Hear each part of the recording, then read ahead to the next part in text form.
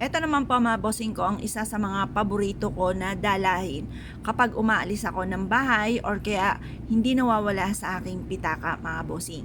Ngayon pa mga bossing, bukod sa inyo pong sipag at tiyaga na numero uno, kung napapasin ninyo na parang hindi sulit ang inyong pagiging masipag, mainam na sabayan nyo ng ganito. Ito po isa sa mga subok na napakaswerte mga bossing.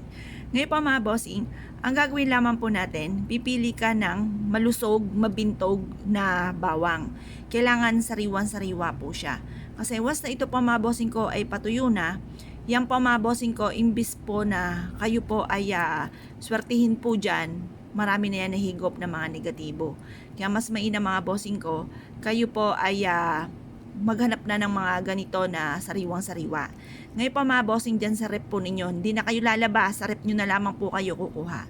Ang gagawin nyo pa mga bossing ko, dito sa isang bawang natin na maliit, ilalagay po natin to mga bossing ko sa ating pong pitaka. Magdudulot po ito ng swerte. Subukan nyo po ito at ito po mga bossing ko ay isa sa mga magugulat ka sa mga blessing na darating. Dati mga bossing, bagamat alam ko po ito, hindi ko siya ginagawa mga bossing. Parang ini-ignore ko lang, napapakinggan ko lang, hindi ko siya pinapansin. Nung dumating na yung napakadami mga pagsubok, dahil ako naman ay masipag mga bossing, hindi ako magtataka na bakit lagi ako walang pera. Kaya lang po, napaisip ako nung isang beses na bakit ganon, parang ang unti-unti na ng tulog ko, lahat na inirakit ko. Ngayon pa mga bossing, bakit ganon? Bakit parang kulang at kulang pa rin? Ang ginawa ko pa mga bossing ko, dahil no choice na ako mga bossing, lubog na sa pagkakautang, ang dami-dami problema, away-away palagi. Kasi kapag marami kang problema mga bossing ko, lalo-lalo na tungkol sa pera, nagiging mainitin ang ulo nyo po niyan. Ngayon pa mga bossing, ay naging mainitin nga po yung ulo ko, halos lahat na inaaway ko mga bossing, na hindi nakatulong, bagkos mga bossing, lalo nila ako nilalayuan kasi baka awayin ko sila mga bossing, mga ganon. Ngayon pa mga bossing na hindi talaga magandaan na itulot, na nadulot po ng pagiging mainitin ng ulo. Tapos ginawa ko po ito mga bossing kasi no choice na po ako. Nilagay ko po ito sa bag ko mga bossing. Blanco na isipan ko, di ko alam kung paano ko susolusyonan or paano ko matatanggal ang buhol-buhol na sitwasyon ng problema ko mga bossing.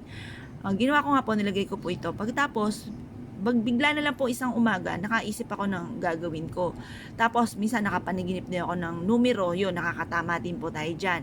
Tapos, hanggang sa, yun nga po mga bossing, naisipan ko rin mag-vlog. Tapos yun, naisipan ko mag-vlog, i-share ko yung mga blessing na dumating. Tapos di ko rin po akalain na papatok nga po tayo mga bossing kasi shinare ko lang yung mga pinaggagawa ko po noon, kung ano yung mga ginawa ko. Tapos ang dami po mga blessing na dumating na nagsunod-sunod na hindi ko inaasahan. Dati wala akong mga ganito mga bossing. Ngayon po, ang dami-dami ko ng vlog mga bossing na nakalimutan ko na yung password, yung email kong ginamit, di ko na siya ma-open mga bossing. Talaga namang wala man lang nagsusubscribe sa amin, kundi kami lang apat mga bossing ko, yung dalawa kong anak at mister ko. Yun lang po mga bossing na nagsusubscribe sa akin. Nang ginawa ko po ito, nag-wish po ako mga bossing. Tapos, naiaadya ako sa mga bagay na nagagawa ko na hindi ko naman inaasahan mga bossing. Para lagi ka iaadya ko sa lagi kayo suswertihin. Kung kayo po ay naniwala at nais po itong gawin, huwag na po kayo magpatumpik-tumpik pa. Subukan nyo po ito. Proven po ito na napakaswerte. Ngayon pa mga bossing ko, ikaw ay isa sa mga naniniwala at nais po itong gawin, ay siya, lumarga po kayo at subukan nyo po ito mga bossing. Mag-wish ka na nakaharap ka sa gawin silangan, lahat ng gusto nyong sabihin, gusto nyong maganap sa buhay po ninyo, wala naman pong bayad ang mangarap, libre po ang mangarap. Subukan yung mag-wish ng paulit-ulit at pagkatapos i-aadya ka niya kung saan lagi kayo suswertihin. Tapos, pag kinabigyan ng isang chance mga bossing ko, lalo yung sipagan, lalo yung galingan. At basta't pag ito po ay matigas na, ay malambot na, tuyo na po siya, itapon nyo lamang po mga bossing ko. Ito po ay magdudulot sa inyo ng swerte. Kumbaga, itapon nyo lamang po ito, lalo na kapag po ito ay tuyo na dahil marami na siya nahigop na mga negatibo at sulit na po ang dulot nito sa inyong swerte mga bossing. Kaya kung kayo piniwala at nais po itong gawin, lumarga po kayo, subukan nyo po ito mga bossing.